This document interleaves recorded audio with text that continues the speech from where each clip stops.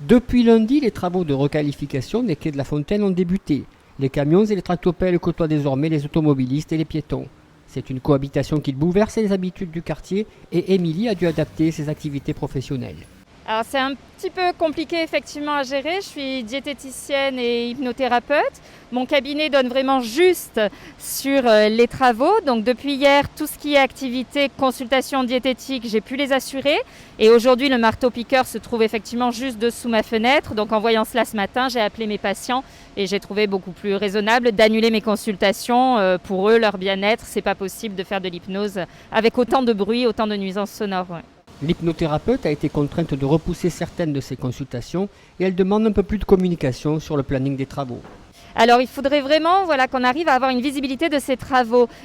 Si c'est à savoir à quel moment ils seront, à quel endroit exactement. À partir du moment où ils sont plus loin, je peux pratiquer bien mes consultations.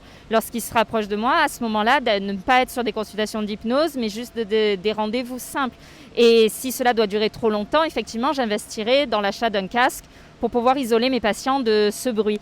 Donc j'aimerais vraiment savoir, est-ce que je fais cet investissement, est-ce que ça vaut le coup ou pas, si c'est que l'histoire d'une semaine sous ma fenêtre. Mais ça, je ne le sais pas. Pour cette première phase des travaux, la rue Gaston-Boissier est fermée à la circulation, tout comme l'accès à la rue Saint-Dominique. On ne roule que sur une voie, sur le quai entre le square Antonin et l'avenue Jean Jaurès. Quant à la rue de Sauve, elle n'est accessible qu'aux véhicules légers. Cela rend la circulation beaucoup plus dense dans la rue Grétry, au grand désarroi de Béatrice. Je viens tous les jours ici amener ma fille au collège et c'est vrai que j'ai emprunté la rue qui est derrière moi et ça devient très dangereux. On ne peut plus circuler même à pied, quoi. Ça devient très dangereux en fait. Donc je fais un contournement de quartier pour risquer le moins possible. C'était agréable parce qu'il n'y avait personne, quasi personne le matin qui passait ou même l'après-midi. Et comme vous pouvez le constater, là quand ça n'arrête plus, quoi. Voilà, et ça devient vraiment très dangereux. Même les riverains, ils doivent même s'arracher les cheveux, quoi. Et puis les conducteurs ne font pas attention, quoi. Je veux dire, c'est eux qui passent les premiers. Et moi, je veux dire, bon, voilà, si mettons, je venais à manquer le trottoir, eh ben, je me ferai emporter par une voiture, quoi. C'est sûr et certain.